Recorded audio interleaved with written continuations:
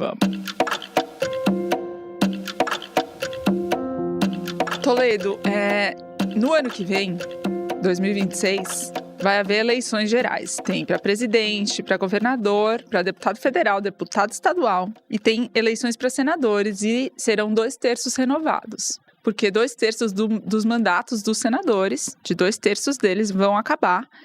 E aí, muita coisa pode mudar a depender da composição que se eleger no final do ano, certo? Certíssimo, Thaís Vilen. Você sabe que quando você propôs essa pauta, eu já sabia, né, que tinha uma preocupação com essa eleição no Senado, porque, afinal de contas, é onde o governo se ancora para evitar desastres maiores no Congresso. E o Supremo, da mesma forma, trabalha porque é lá que um impeachment de um ministro pode ser votado. Exatamente. E já tinha lido várias matérias falando sobre o risco dessa eleição. Mas uma coisa é você chutar que é arriscado e outra coisa é você contar o risco, né? Então, eu passei as últimas 24 horas contando os senadores. Fiz uma tabela mostrando... Usei como referência um levantamento que é feito sistematicamente pelo Congresso em Foco, no qual eles dizem se um senador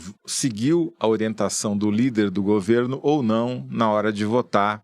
Claro, aqui só se trata de votação nominal. Na verdade, chama-se Radar Congresso em Foco. Eu falo isso com uma certa dor no coração, porque 10 anos atrás, até um pouco mais, eu trabalhava no Estadão e a gente criou o basômetro, que era justamente para medir o grau de governismo de deputados e senadores, só que foi descontinuado e agora estou recorrendo ao Congresso em Foco, que é um ótimo sucessor do basômetro. Boa. E daí o que eu fiz? Lá eu percebi, eles têm lá a porcentagem de votos dados por cada um dos senadores a favor ou contra o governo. Só que essa porcentagem é um pouco enganadora. Por quê? Porque o senador mais oposicionista de todos, que é o senador Rogério Marinho, ele pode se gabar desse disso, título. Ele tem... PL do Rio Grande do Norte. Ele tem 41% de votos com o governo. Então... Porque são projetos que não têm polêmica, que não dividem ninguém, entendeu? Então, o que eu fiz? Eu transformei os 41% do Rogério Marinho em 0. Tá bom. Né? Uhum. Porque, ou seja, começa daqui. Tá bom. Até aqui não conta.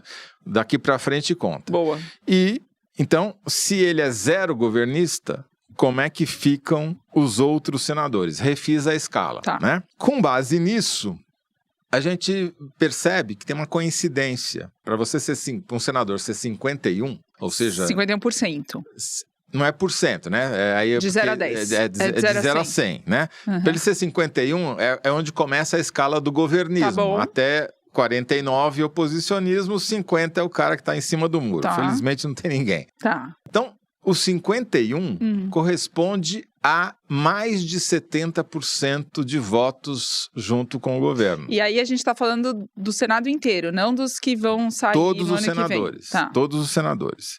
Então, tomando o critério é esse, né? Se o cara votou mais de 70% das vezes com o governo, ele é governista.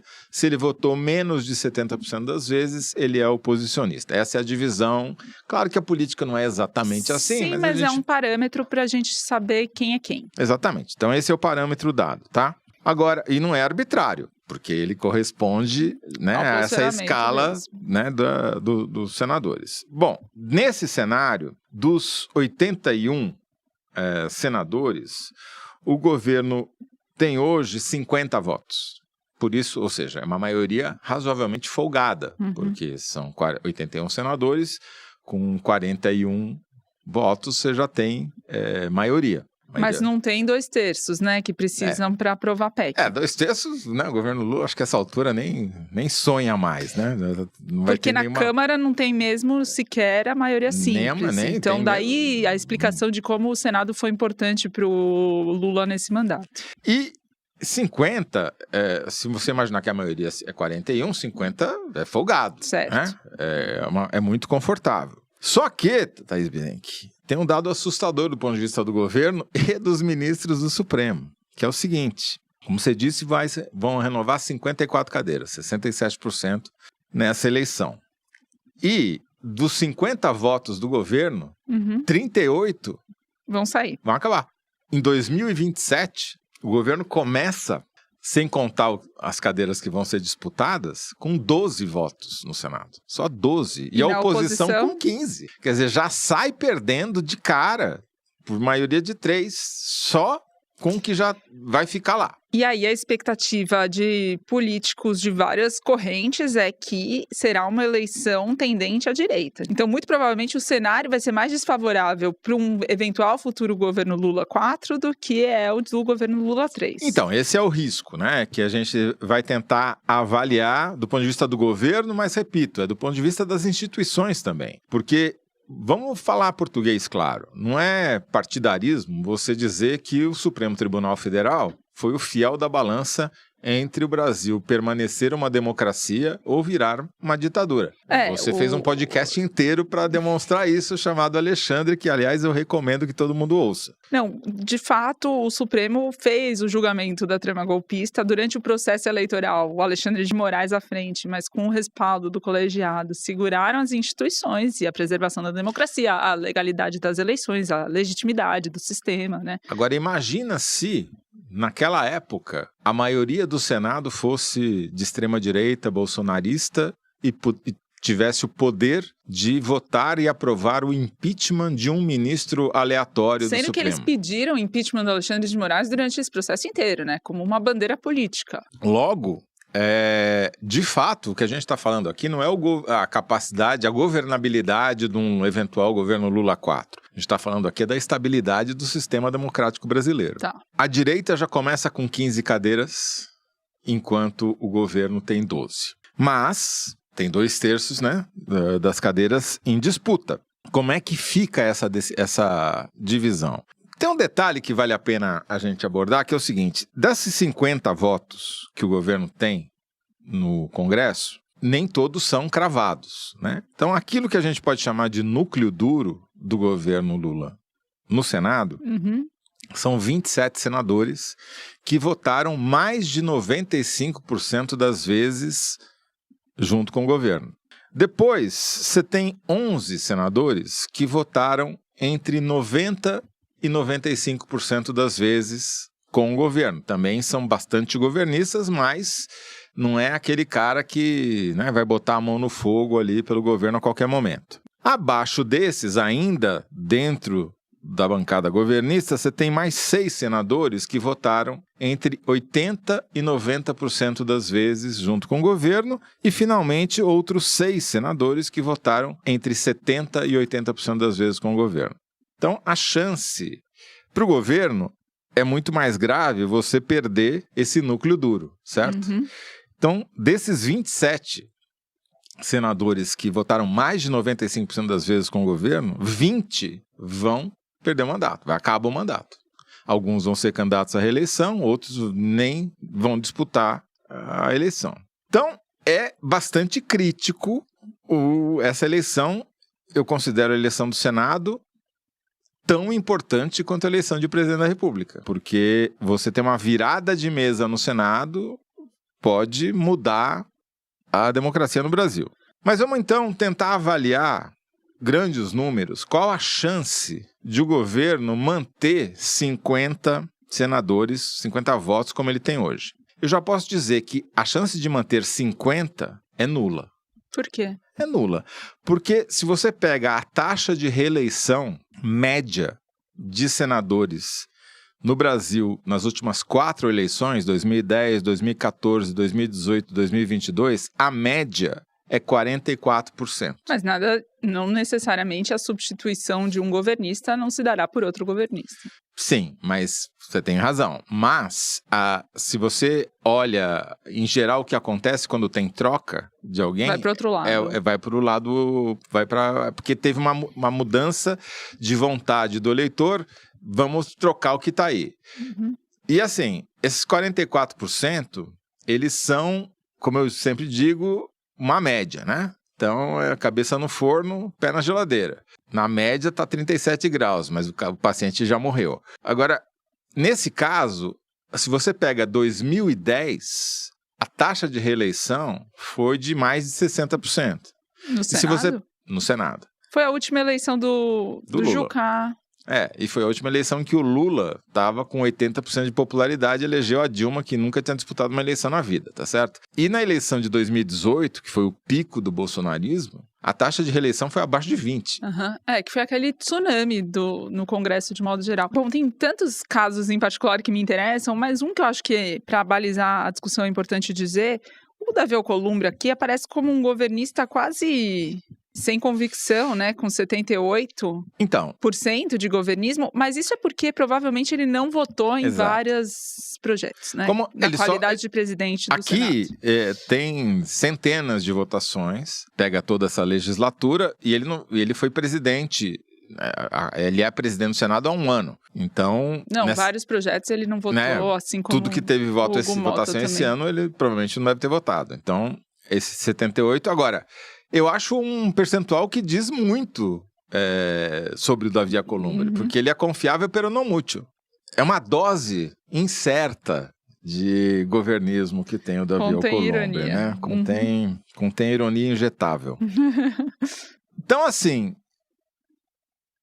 Qual a chance de conseguir 50 votos? Praticamente zero.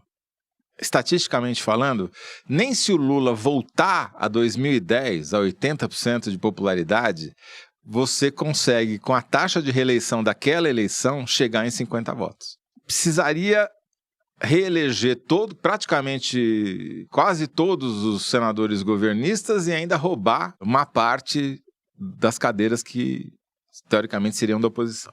Então, qual é a chance de conseguir maioria absoluta? 41 votos, 41 senadores. Com o Lula, com a mesma popularidade que ele tinha em 2010, que é muito improvável, a chance é 50-50.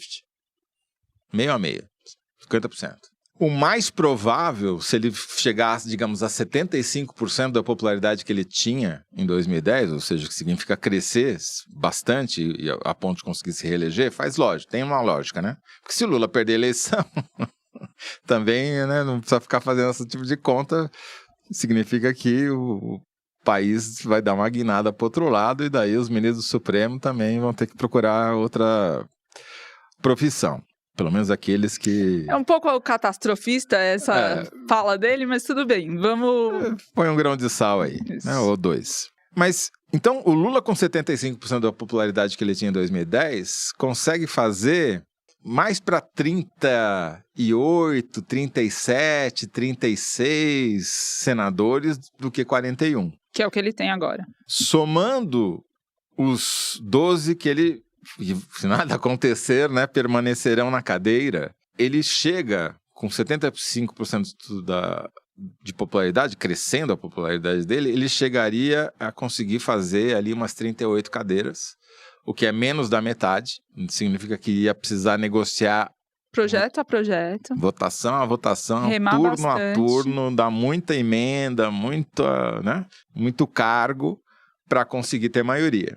E seria um risco grande de se aprovar impeachment de ministro do Supremo. Mudaria a correlação de forças no Brasil hoje, independentemente do resultado da eleição presidencial. E esse é um cenário otimista para o Lula.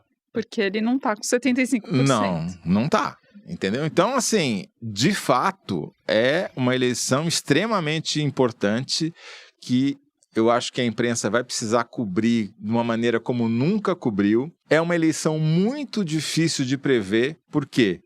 Vamos lembrar como é que é a ordem de votação na urna. Você vota primeiro para deputado estadual, que é uma lógica absurda, que os constituintes de 1988 aprovaram, porque eles tinham medo que o eleitor não votasse para deputado, não chegasse à última coisa. Então eles inverteram a ordem, colocaram: primeiro voto é deputado estadual, segundo voto é deputado federal, terceiro voto é um senador, quarto voto é outro senador, quinto voto governador, sexto voto presidente. Eu cansei de votar numa eleição que tem 2 votos para o Senado. Eu voto numa zona eleitoral que tem várias pessoas idosas, agora eu sou uma delas, mais idosas, digamos assim. E em várias ocasiões, no primeiro turno, aconteceu da pessoa ir votar, sair da urna, e o mesário falava: o senhor não terminou de votar. Falou: como não terminei? Terminei. Não, tá faltando um voto. Ou seja, tá faltando um voto de presidente. Porque o cara tinha votado no segundo senador, achando que estava votando no governador. Não, o segundo voto do Senado é, de fato, um imponderável, assim, que as pessoas Nenhuma pesquisa vezes, pega. A começar por aí, segundo que as pessoas poucas vezes atentam também. Muitas vezes não atentam. O cara chega na urna sem saber. E aí decide... Não, em cima, aí, por isso que a chapa é casada com o voto de governador. A correlação é altíssima do segundo voto com o número do candidato a governador. Vamos passear por alguns estados? Vamos, chega de falar número e vamos falar de gente. Vamos nessa.